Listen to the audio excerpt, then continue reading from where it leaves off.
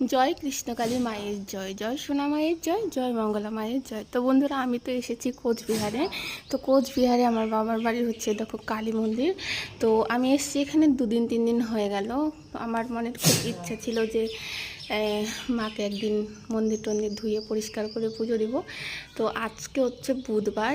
তো আজকে আমি এখন এই দেখো, আমার মা প্রত্যেক দিনই পুজো টুজো করে।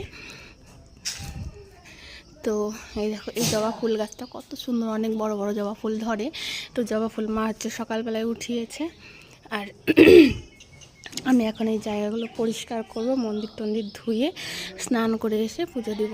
তোমাদের সঙ্গে পুরোটাই শেয়ার করব, আশা করি তোমরা পুরোটা দেখবে।